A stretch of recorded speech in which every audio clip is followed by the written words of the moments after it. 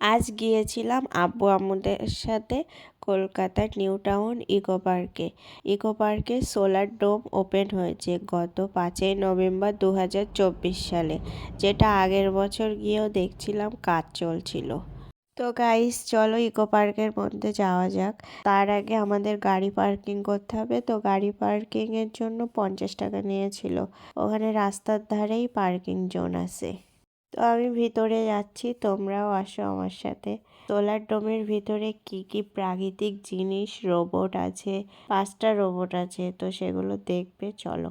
তার আগে টিকিট কাটতে হবে। টিকিট প্রাইস 200 টাকা পার হেড।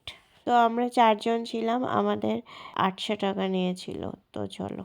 টিকিটের ব্যাপারে আরেকটা কথা বলি, যারা স্টুডেন্ট যাবে, স্কুল থেকে নিয়ে যায় অনেক সময়, তাদের জন্য টিকিট প্রাইস কিন্তু 100 টাকা। আর 5 বছরের নিচে কোনো টিকিট প্রাইস লাগবে না।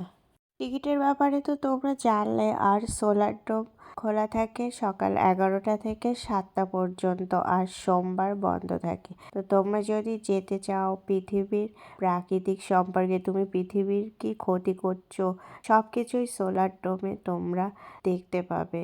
সব কিছু একটা স্ক্রিনের সাহায্যে তোমাদেরকে দেখাবে বিভিন্ন রকমভাবে।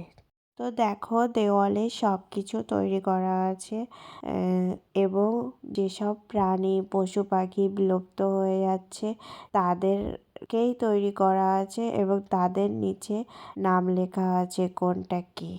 এখানে আসার পর মনে হচ্ছিল যে আমি টাইম ট্রাভেল করে ফিউচার সিটিতে চলে গিয়েছি। জাস্ট আমেজিং, তুমি ভাবতেই পারবে না, তোমার জাস্ট অসাধারণ। देखती है जिस तरह से तेरी नजरें मुझे, मैं खुद को छुपाऊं कहाँ, जादू है नशा है मदहोशियाँ, तुझको भुला के अब जाऊं कहाँ। देखती है जिस तरह से तेरी नजरें मुझे, मैं खुद को छुपाऊं। এখানে 2 মিনিটে সাইকেলটা চালিয়ে কতটা এনার্জি লস করবে সেটাই বলা আছে।